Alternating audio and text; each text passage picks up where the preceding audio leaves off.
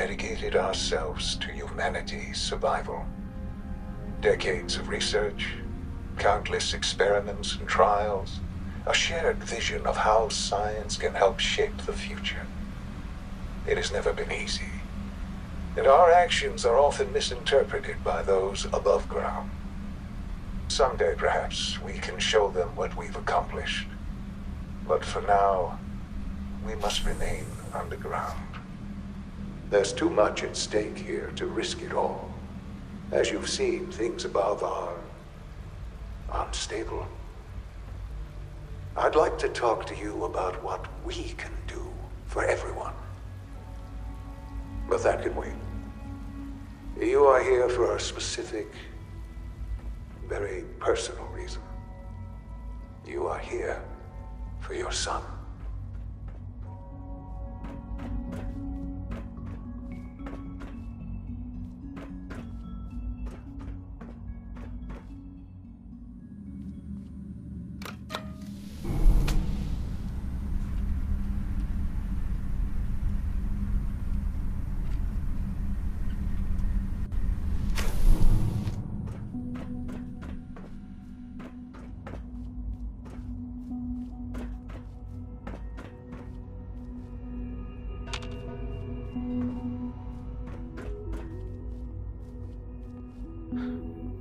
Shaun?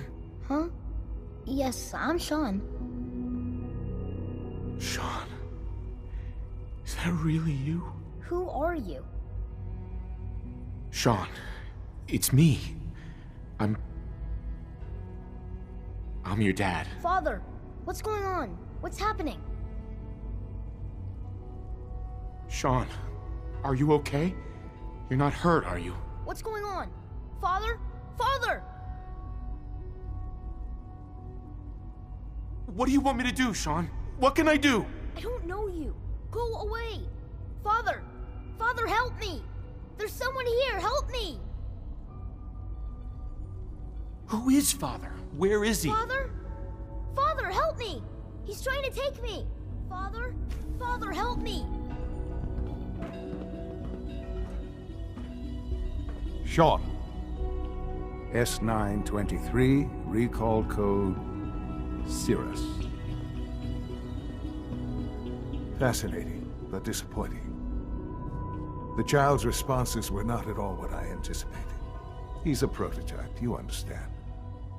We're only just now beginning to explore the effects of extreme emotional stimuli. Please try and keep an open mind. I recognize that you are emotional, and that your journey here has been fraught with challenges. Let's start anew. I am Father. Welcome to the Institute. Father? That's your name? Your title? Father is my unofficial title.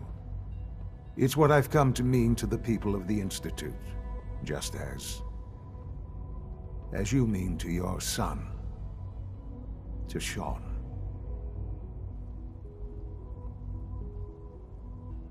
Just help me understand what's going on here. I promised answers, and answers you shall have. But I need you to realize that this situation is far more complicated than you could have imagined. You have traveled very far, and suffered a great deal to find your son. Well, your tenacity and dedication have been rewarded. It's good to finally meet you. After all this time, it's me. I am Shaun. I am your son. How is that even possible? I know this is a lot to take in. In the vault, you had no concept of the passage of time. You were released from your pod and went searching for the son you'd lost. But then you learned that your son was no longer an infant, but a 10-year-old boy. You believed that 10 years had passed. Is it really so hard to accept that it was not 10, but 60 years? That is the reality, and here I am. raised by the Institute, and now its leader. But why? Why take a child? Why take you? Ah, now that's the question, isn't it? Why me? At that time, the year 2227, the Institute had made great strides in synth production. But it was never enough. Scientific curiosity and the goal of perfection drove them ever onward. What they wanted was the perfect machine. So they followed the best example thus far. The human being. Walking, talking, fully articulate, capable of anything. Human synths? Really? Human-like synths. A great distinction. The Institute endeavored to create synthetic organics. The most logical starting point, of course, was human DNA. Plenty of that was available, of course. But it had all become corrupted. In this wasteland, radiation affected everyone. Even in their attempts to shield themselves from the world above, members of the Institute had been exposed. Another source was necessary. But then the Institute found me, after discovering records from Vault 111. An infant, frozen in time, protected from the radiation-induced mutations that had crept into every other human cell in the Commonwealth. I was exactly what they needed. And so it was my DNA that became the basis of the synthetic organics used to create every human-like synth you see today. I am their father. Through science, we are family. The synths, me, and you. And you've been down here the whole time? I have. Yes. I know you must have questions. Please. Anything I can do to help you understand.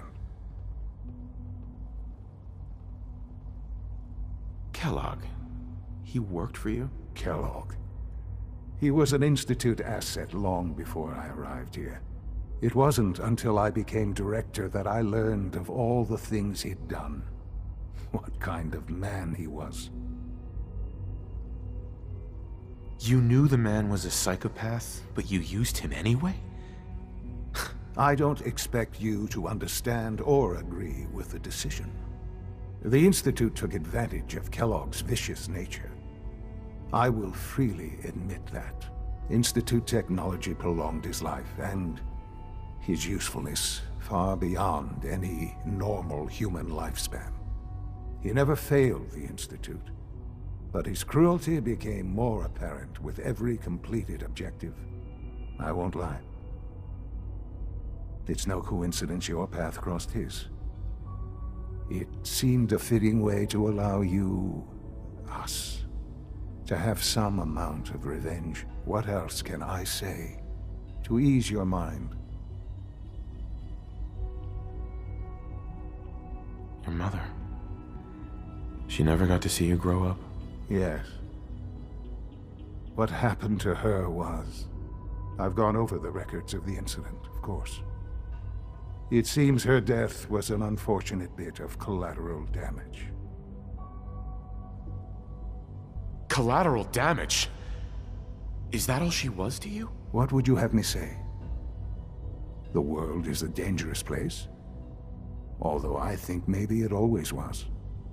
It's just a bit more honest about it now. For many years, I never questioned who my parents were. I accepted my situation, and that was that. With old age comes regret. And asking what if more often. But what matters now is that you and I have a chance to begin again. What else can I say to ease your mind? So you're in charge of the Institute? I am the acting director, yes. I spent decades working to reach this point. It's a responsibility I take very seriously. The Institute. It's important. It really is humanity's best hope for the future, no matter what those above ground might think of us. But, Director?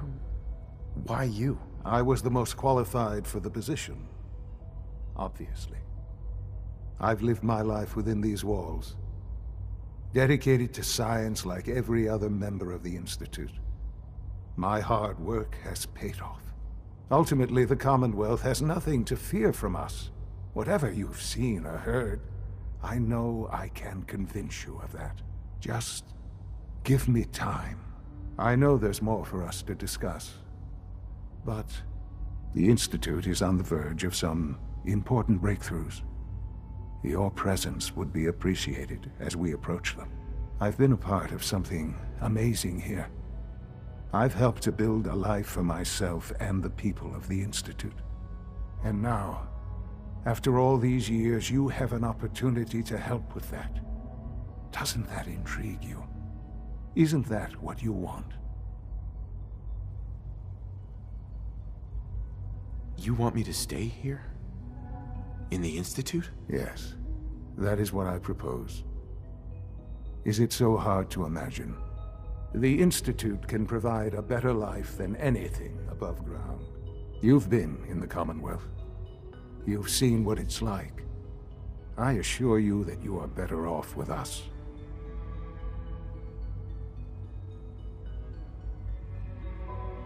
How can you say that? How can you be so dismissive of all those people? Everything they've done? Because it is the simple truth. And I believe you know it too. I simply ask that you give the Institute, me, a chance. A chance to show you what I've been telling you. We really do have humanity's best interest at heart. Will you take that chance? Are you sure you want this? Yes, I am. It would benefit us both to work together. I just don't know. Just give it time. Give the Institute a chance. The Institute is now your home as much as it is mine. Please take some time, get to know it. Meet the people you'll be working with. You'll want to introduce yourself to the division heads. Dr. Fillmore in Facilities, Dr. Ayo in SRB, Dr. Holdren in Bioscience, and finally Dr. Lee in Advanced Systems. They've all been notified of your arrival, of course. Meet them, and then we'll discuss what comes next.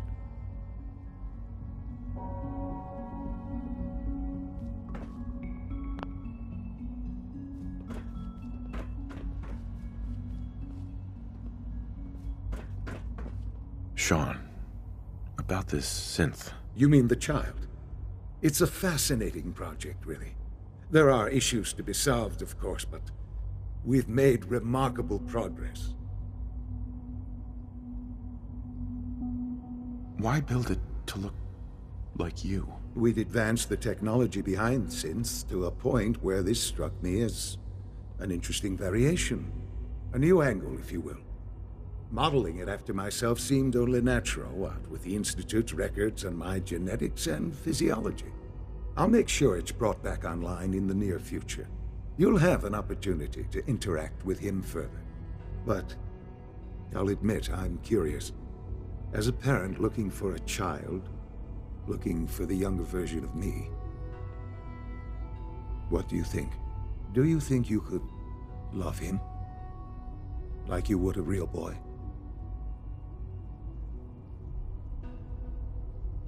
Seriously? You really believe a human could love a synth? That's a difficult question. I suppose it depends on how closely we've managed to mimic human behavior and emotions. Yours is a unique position.